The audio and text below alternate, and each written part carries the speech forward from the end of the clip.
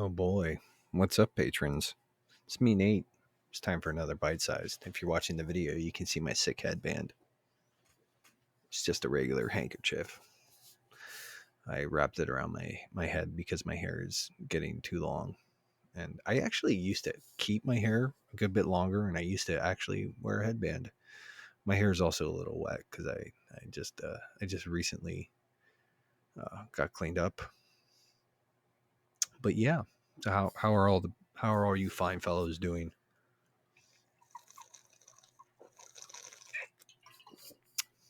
Is that water bottle? Can you guys hear that? Uh, I wanted to give a bit of a patron shout out to our man, the Techno Funk Boy. Um,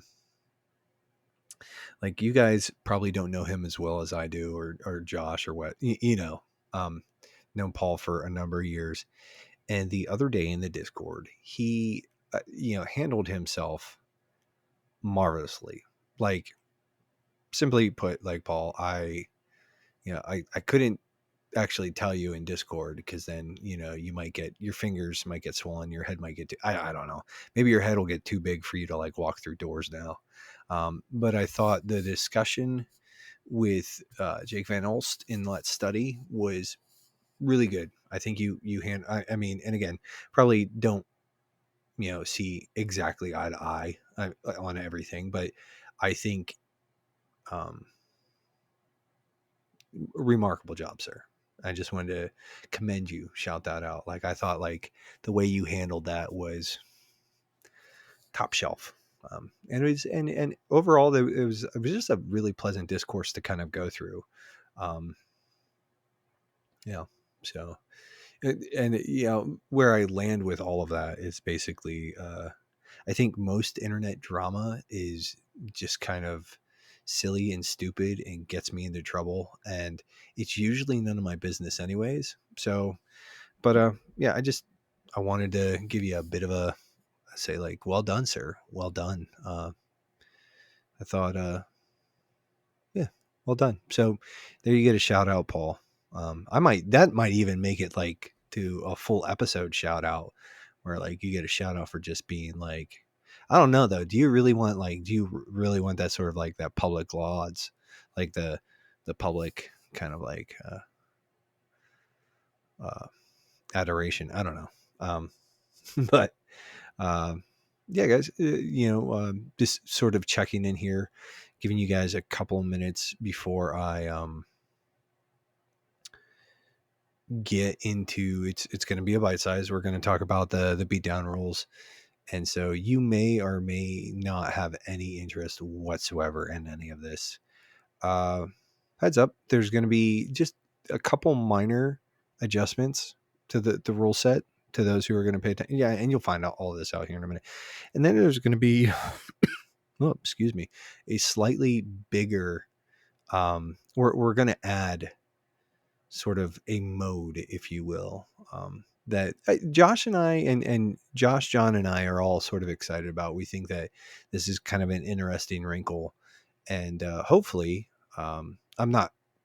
I don't want to be too optimistic about this, but hopefully, uh, certain individuals who would tend to abuse things like this will see the merits and not abuse this and ruin what we think is kind of like a cool little thing that we're doing. But yeah, how you guys all, I asked you how you're all doing. It's kind of hard monologuing, it really is. That's why I like to have other people on for bite size. But one of the other things is, if I sound like a little scratchy or a little foggy, that's because I've been fighting off a sinus infection for like the last week ish. Last Monday, woke up and pretty much wasn't able to take more than a few steps without almost falling over. Had just tons of pressure in my head, and got a pretty nasty sinus infection, that just was like wrecked me. Like, I slept all day Monday, all day Tuesday of last week, and then Wednesday I kind of was like normal ish. Thursday was kind of actually Thursday I started to feel kind of like okay, and this is like I had been dosing myself with like Mucinex and Tylenol severe sinus relief, sort of switching between the two. And so I did that, and then I went to the doctor, and they gave me an antibiotic and some prednisone. And then the prednisone was like messing with my sleep. So now instead of taking that twice a day, I just take that once a day, in the morning with, sort of my lunch slash breakfast. But yeah, um, so that's been fun. Um, but I do think I am sort of on the upswing. I feel better-ish. Of course, working in 20-degree weather, I'm sure doesn't really help anything, but yeah, I was gonna like I got this shiatsu like foot massager unit thing for Christmas, and it's pretty sick actually. I also got this like little, it's like a little portable wood stove that like you can put on uh like tables and stuff outside. um it's like this little metal thing, and yeah, anyways, I got this little like wood stove, and I haven't had a chance to use it yet. Of course, like we are kind of like hitting the weather. It's like as long as it doesn't snow, I might try to like use it, um maybe here this week. But I got this like foot massager, this little portable like wood stove thing, and yeah, I was gonna just plug in the foot massager while I recorded my session, but I need to be, it's late adjacent, and I need to be kind of alert for a little bit here. But yeah. So what do you guys get for what, let us know in the Patreon or in the Discord. What kind of like cool loot did you guys get for Christmas? And I'm gonna use I got some Amazon Christmas money sort of socked away, and I'm going to upgrade. I've been using this sort of like rolling cart thing for my laptop and recording, because it's like we live in a small-ish house. Um, it's big enough for us, but it's kind of cozy. Um, we can't entertain tons and tons of people. Like we can probably handle maybe like 15 total people in our house before it just feels like, like you've got to start throwing elbows. So space is at a premium.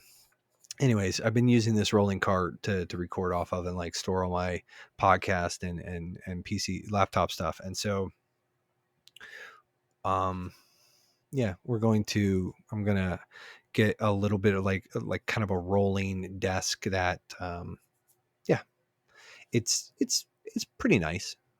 So I'm kind of stoked about that, but yeah. So yeah, that's it. That's about all I got. Yeah, I did, just kind of, yeah. Also, these circle bottles, like, yeah, they're kind of cool. They're basically like these little flavor cartridges, and just, this one I get like maybe 3 uses out of the cartridge, but this is a 32-ounce bottle, so it's like a lot of water. And but yeah, I like them. You know, it makes me feel fancy, and it makes drinking water a little easier. So I don't know what that says about me. I don't mind drinking like straight water. I'm just like, anyways, that's enough blathering. You guys got almost 10 minutes of preamble. So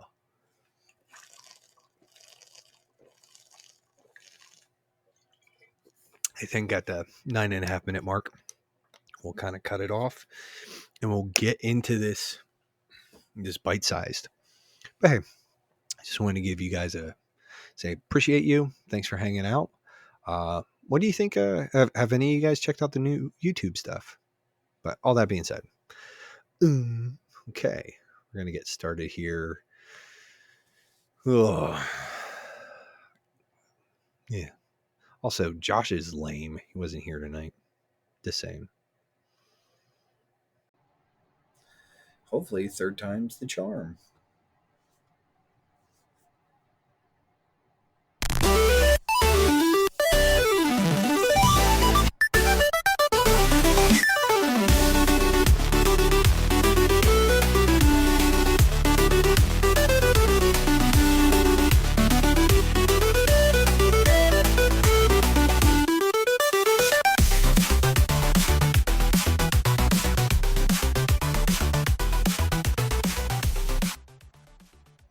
That fades out really quick. But anyways, hey guys, it's Nate, and it's time for another bite size. So Josh was supposed to join me tonight, but he's a lame flake, and he had better, cooler stuff to do, like visit with his family in Texas or something. I guess. But it's okay. Tonight's going to be a pretty easy one. We're going to talk through the Backlog Beatdown 2025 rule set. Um, Not too much different if you've been, playing along over the last couple of years. The meta's pretty at a pretty good place. We've got a few, like, basically one issue of like streamlining, a little bit of a clarification on some things, and we're actually going to be introducing a new mode. Is, I guess, the term that I would use to describe it. But I'll get there all in good time, and hopefully we'll be able to sort of just clip through this pretty quickly, and all the stuff won't be stupid, because this is the third time I've had to do this because you hardware failure, which is awesome. But just sort of kicking it off. If if you've been participating in the meta, you have a general drift, and if you don't, or if this is sort of your first time hearing about it, or you're just jumping on, this is a pretty good place to jump on to. I'm going to go, like, try to do a pretty quick but thorough overview of the rules. It's not too complicated, um, but yeah.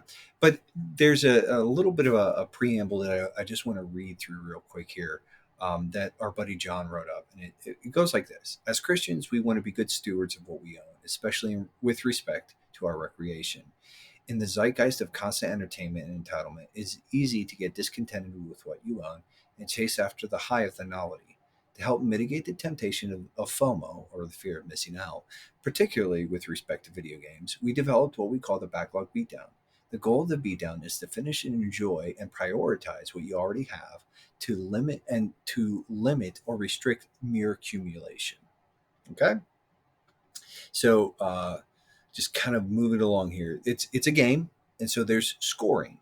Um, and the way that it works is you want to chase a low score. You want to push down into the negatives. Like, think of it as if you've got your list of backlog games, that you're subtracting games from that. Okay, um, when you buy games, it actually adds to that. So there's a positive thing. And we'll just go through this real quick here. There's basically, I think, five or six scoring states. I think six, seven. Yeah, but we'll talk about that. So there's purchase or acquisition. Purchasing a game in the current year, so 2025, the season starts January 1st, it ends December 31st. If you purchase a game, you're going to take in 2025, you're going to take a +1. If you start a game that you purchased in 2025, you're going to take another +1. Okay, because we're trying to encourage you to play what you already own. Now, if you start a backlog game, a game that you owned prior to 2025, there's no penalty, so zero points. You beat a game, you get a -1, and beating a game, we all know what beating a game is. It's rolling credits. It's getting the end state, whatever. It's like you win. It's rescuing the princess. It's defeating the big bad evil guy. You can also, so we all know what beating a game is. You can also abandon a game, and for the purposes, because let's be honest, like, sometimes you're playing something and it's just not fun, it's just not catching you, and so we wanted to give people a scoreable way to utilize that. There are a couple of stipulations or considerations to just grip up on here for a second. So if you're going to abandon a game, what we would really encourage you to do is make sure that you've given it a solid 60. Okay, and the solid 60, all that means is, like, you've given it enough time to really sit with it for and figure out whether, like, to feel the game as it is, to let it present itself to you, right? So for a shorter game, that might be an hour, might be an hour and a half. For a longer game, that might be 3 or 4 hours. There's no real hard and fast on this. It's more of a, like, but just make sure, and again, this is sort of like, it's all honor code, it's all sort of spirit of the game, it's all to, like, sort of help you think about these things a little bit more. So just give it a solid 60. The other thing is, one of the ways that we kind of, like, keep track of all of this is in our Discord server. We have a 2025 backlog beatdown channel. We talk about it. We sort of keep track of our scores there. We also use the GG app. to sort of cultivate lists and everything else. So there's a couple different tools um, that we use in order to track all of this, and it can be a little overwhelming if you let it get to you. But with abandonment, the way that you're going to do that is if you're participating in our Discord in the 2025, and you're like, I was just say, I'm playing Super Mario Wonder, and I I might start really playing that. But anyways, but just say for example, you're playing that, you get 3 hours into it, and you're like, this is just not my thing. Like I'm out. You can abandon that. But what you do is you say like, hey guys, I'm gonna abandon Super Mario Wonder, and you're gonna instead of just saying it's I don't like it, think about some of the things you didn't like and sort of give us a little bit more there. So say like, hey, I just really wasn't vibing with the controls. I might have liked the design and overall the game, but I just realized that maybe, hey, like platformers aren't my thing. I don't really, yeah, whatever. But something a little more substantial than just I didn't like it. And that's especially relevant this year with some of the new mode that we're going to be rolling out. There's also a completion scoring. So completion, for the sake of the beatdown, is any 100%. Platinums count towards this. 1,000, getting 1,000 achievement, gamer score on a game.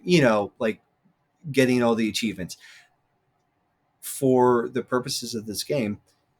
That's excuse me, pardon me. That counts. I have a little bit of a head cold cough sort of thing going on, so I'll try to limit that. But so completing it, we all kind of know what completing a game is. It's and if a game isn't like some older arcade games don't have that, what we're gonna say is like if you went to like just say like Mega Man, you know, or maybe that's not the best one. Like I don't know, I can't think of anything off the top of my head. Like Ducktales, the Ducktales game. Like if you can beat that on one save file without taking advantage of like save scums and um, like save scumming or doing like the rewind feature or whatever. Like if you could beat something like that on like basically one save file without cheating, and I hate using the word cheating, but taking advantage of like modern technological sort of quality of life, ease of access kind of stuff, you could count that as a completion as well. And that's honor code stuff. So it's like, yeah, there's also like websites that like if you Google, like I remember I was looking at Earthbound. I was like, what would people consider like a 100% Earthbound? And it was like, fill out all the bestiaries and all that other stuff. So yeah. Anyways, just to sort of give you a little bit of a sort of a practical application for how this might work. I'm just going to run through this right here, and we're going to sort of apply all the different categories here. So, for example, you purchase Triangle Strategy in 2025, you'll get a positive one. If you play Triangle Strategy in 2025, you'll get an additional positive one. If you roll credits for the game, you get a negative one. And if you continue playing the game, complete all major side quests. Oh, there is a long game bonus. And this is you go to how long do we. I skipped right past that because my brain went. So we'll double back here. If the game you're playing, if you suspect that it is 30 hours or longer, go to how long to beat, check the time to beat under just main game. If it is 30 hours or longer, you can claim a long game bonus. Okay. So, and again, I'm going to roll through this example here, and that'll sort of, that will even it out. But, so you purchase Triangle Strategy in 2024, you get a positive one. You play it in 2020 or 2025, you get a positive one. You roll credits, you get a negative one. You complete it, so you do all the side quests, you 100% it, you get another negative one, and because it's over 30 hours, you get another negative one. So the net is you get positive one, negative one, negative one, negative one. You get a net total of negative one to score that out. Now, if that's backlog game, it's all, it's all bonus or whatever. Just say in an alternate use case, say you buy Triangle Strategy and you start it, and after about 10 hours of gameplay, you decide that it's just not your thing. Again, you go into the Discord, you sort of talk to everybody about it, and you say, hey, like I really like it's just not, it's not vibing. Here's like, turn-based strategy things, like it's just like I didn't like the weightiness, whatever, but just a little more than just I didn't like it. um, but you could do that. So you would take one plus one for the purchase, plus one for the start, and then you'd actually lose -1. You'd lose one off that for abandoning it. So it would, your net total at that point in time would be +1 for that. Um, Now there are special cases, right? So let's, sometimes you're gifted a game, or like, pre-orders and kickstarts, like, or crowdfunded games. Like there's some wrinkles there that we need to talk about. So let's start with pre-orders and crowdfunding. um, Pre-orders and crowdfunding, you basically, it's pre-orders you treat as acquisitions, and crowdfunding. And the way that it works is, like, if you pre-ordered something last year, so in 2024, or you crowdfunded something in 2024 and it comes out in 2025, there is no penalty for playing that game. However, because it was paid for before the beginning of this season. However, if you pre-order or crowdfund something in 2025 and it comes out, that's just a purchase. It's just an acquisition, and standard scoring applies. Okay, so it's the year that the money was spent. Um, Everything else, it's just the same. And if you like pre-order or crowdfund fund something this year, that just counts as an acquisition. But you are free to play that game whenever it comes out. Like, let's say they come out in 2026, free to play with no worry about penalties. Gifted games and trade-ins, again, a little bit of a wrinkle here. Any game that you receive but you don't pay any of your actual money for, that is a gifted game. Okay, and there are some different scenarios. So obviously, like stuff that you get for your birthday or Christmas, or stuff like that. Games now, and with the following, I just want to make sure that we're crystal clear on this. Um, when it comes to the in-store credit and all the other stuff we're going to talk about, the in-store credit, the trade-in, the gift cards, whatever, that has to cover the entirety of your purchase for that.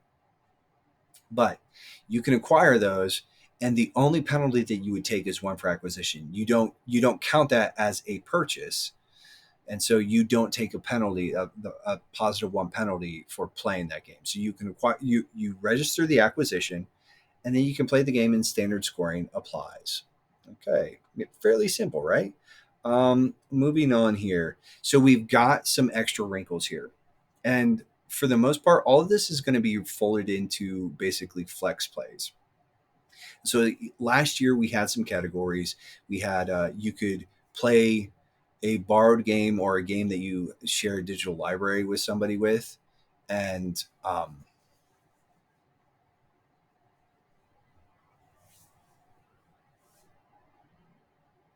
yeah, my brain skipped this, but you get borrowed games and shared libraries. You can, like, my brother and I, we share PlayStation libraries with each other, so that when one of us buys stuff, but those count as borrowed games. And this year, you'll have 3 flex plays that you can redeem towards borrowed games, subscription games, or replays. And we'll cover all of those here in due time. But let's just sort of like, the way this works is that you beat the game. You can't apply any extra bonuses outside of, you can apply a completion bonus. Any um, initial completion of a game at this point in time is worth -1. And there's a little bit of a completion wrinkle to here too that we'll get into in just a little bit, but not trying to I'm not trying to dogpile you. But borrow games and share libraries, you can redeem flex plays to do that. You can use all 3 of them. You can use 2 of them. You can use 1 of them. Online and subscription services. So that's, I mean, and it's, again, you borrow a game from a friend, he gives you the disc, like, the whole, like, hey, this is how you lend a game to your friends, like the PlayStation Dunk or whatever, or just, again, shared digital libraries. Those all count as borrowed games. So we all know how that works. Just for the sake of scoring, though, because it's not really helping you beat down your backlog. It's not really adding to anything either. But um, for online and sub services, we do draw a bit of a distinction. Online services are things like PS Plus Essential, Nintendo Switch Online, the base version, and Microsoft Game Pass base. And those are all necessary to use online components of those different game ecospheres, so to speak. And so the games that come with them, so the three games that come with PS Plus, the default NSO library, and whatever comes alongside with the Game Pass base, those there's no penalty for acquiring them, and there's no penalty for playing them. Right, so you can just jump right into them. That's really. However, subservices we treat differently. We treat those more as like borrowed games. We recognize that subservices are a really great deal. Things like PS Plus Extra and Game Pass Ultimate, they're the best values in gaming, But again, it sort of runs counter to the meta of this game, and so we don't really reward, but we also don't want to be too punitive. But what we want to say is like, listen, you can. That's a way, but that's a way to play games, and it's a perfectly valid way. But it's not for the intents and purposes of this game. It doesn't really have a place. But however, for sub games, you can redeem those three flex plays that you have. Those can be redeemed towards those and treated like you can score a -1. And again, you can score on completions. So you could beat a game and complete a game. And again, the initial completion, initial beat, whatever. So moving on here, just replays. We all have games that we love. I love Chrono Trigger. I play it every couple of years. I probably actually do. But for the intents and purposes of the beatdown, it doesn't really make much sense. And like it's more about beating the things that you haven't played, anyways. But we wanted to give people a path forward to saying like replays. And so again, those flex plays can be redeemed towards replays. And maybe you've beaten a favorite game over and over again, but maybe you've never 100%ed it. Like maybe you've never gotten all the endings or whatever. Um, you can score out again on the initial completion. Moving, so just those are the three use cases for flex plays: is sub games, borrowed games, and replays. Um, as far as like other scoring complications, perhaps you have bundle games and compilations. Like Capcom has all those fighting game compilations going on right now. Those are like, it's like you buy one package and you get like 7 games. The way that scoring works is like if you were to buy something like that in 2025, you would take 1 point for the acquisition, and then when or if you played those games in 2025, you would take an additional point for playing them, and then just again standard scoring applies, but it's per title. So you take 1 point for acquisition, period, and then there'd be another um, per title, there'd be a -1 for beating. So just something to think about. Like, there's actually like a way like you can sort of like pile on, especially if you're like beating and completing all of those games. Those compilations actually represent a bit of a you can score um, to a much more greater extent using like scoring out on a compilation.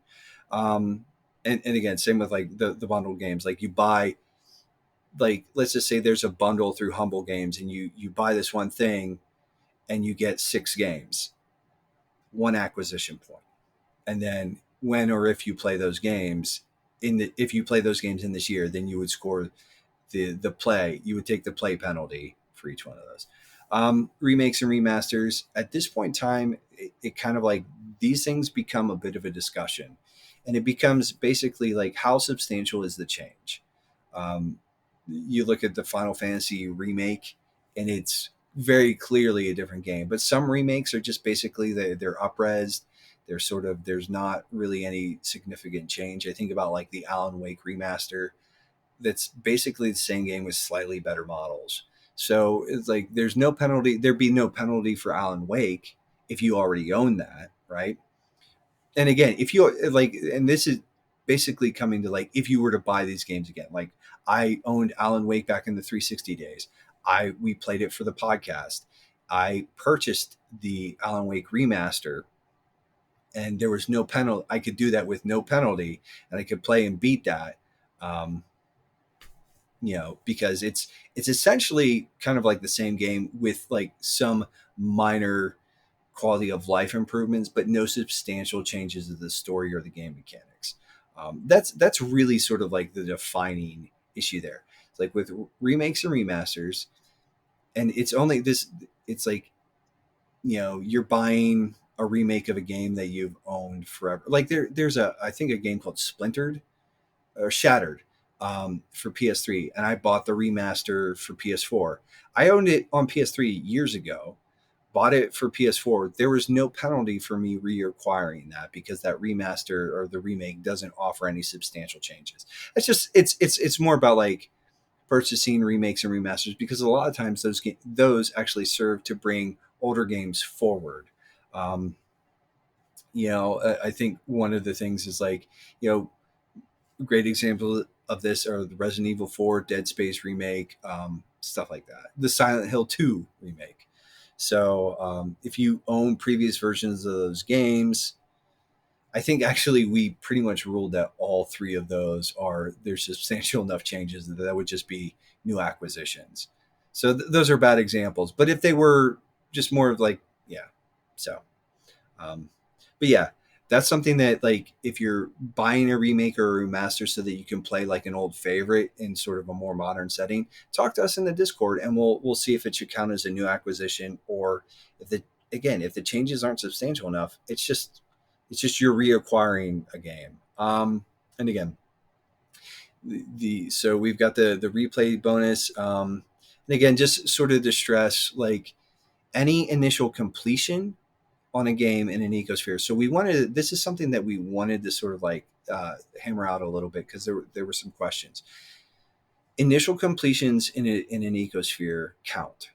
So for the example I'm going to give here is like I own Bastion in like 5 different places.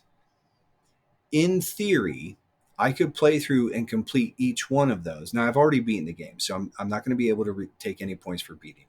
But I could, in theory, play and complete Bastion in each one of those, like on my PC, on my Nintendo Switch, on my Vita, on my PS4.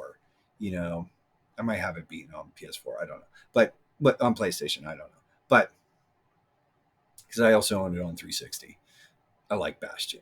It's a pretty good game. In theory, I could complete those, and for each different environment that sort of rests in, that would be a -1. There's no beating it. It's kind of counterproductive, but we did just want to give a nod to like and again, this is a way to score out additional or just score out subscription service games. Like if you really like a subservice game, you can complete it to get a -1. So that's really it for that. That's pretty much covers all of the scoring variables and all the whatever.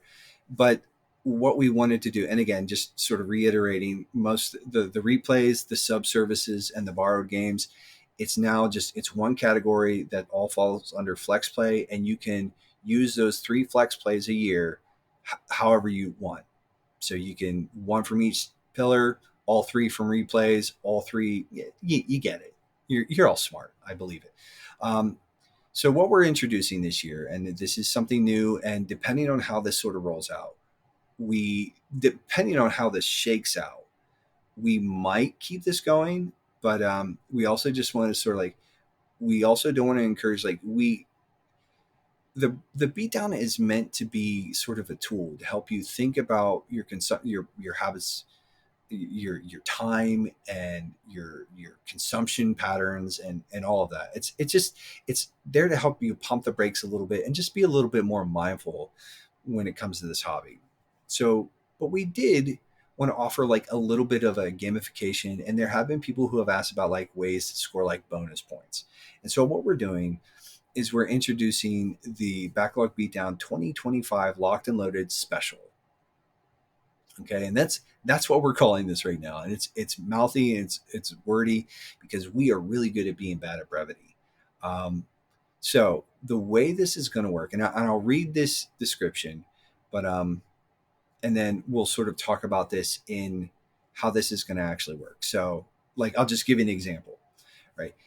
These are games on your backlog that you're going to commit to focus on playing this year for an added bonus. You're going to submit a list of games, a minimum of 3, no maximum. Okay, that's important. Minimum of 3, no maximum, that you currently own, and you're going to do that in the Discord channel, in the 2025 Beatdown channel.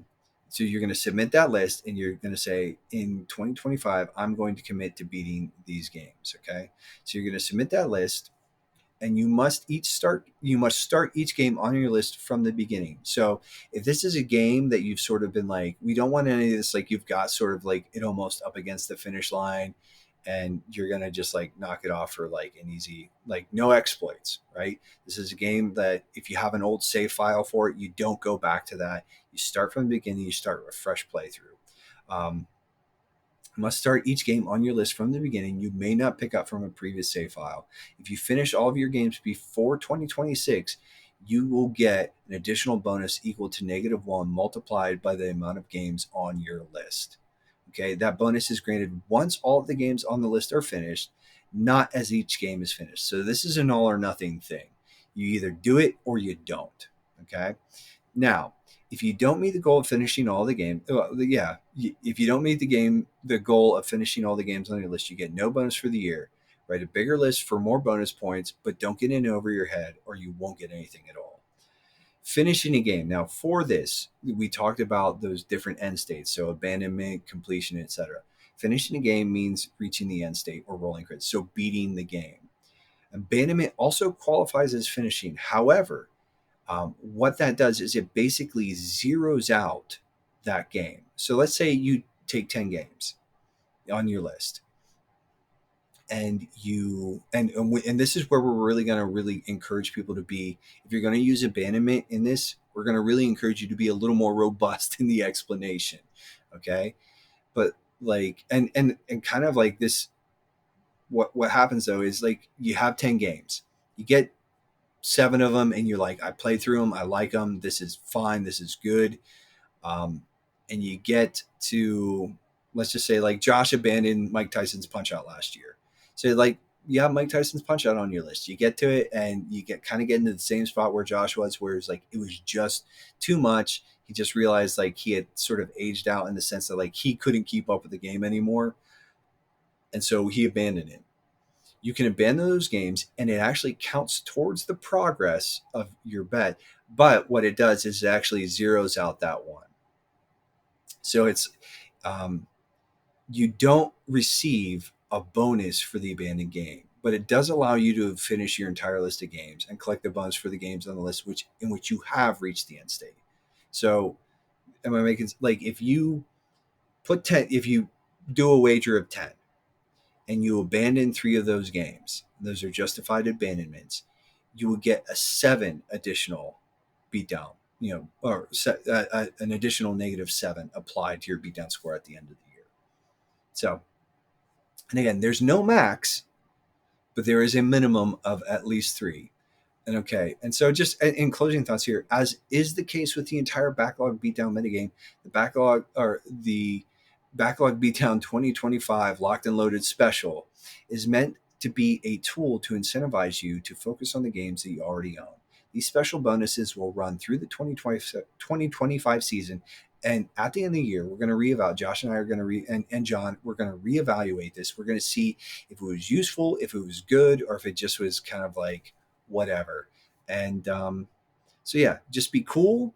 And if it turns out to kind of be like not great, we might not do it again. So if anyways, so just, we want this to be help. We want this to kind of like gamify it, make it a little more fun. And so just be cool, like, beat down those backlogs, my guys. And that's really it. Like, those are all the rules. That's all the updates. I don't have anything else. It seems like everything actually worked this time. So hey guys, I'm so glad we had a couple minutes to chop it up here. And like, do the things. And until next time, well, yeah, just do the things. I'll catch you later.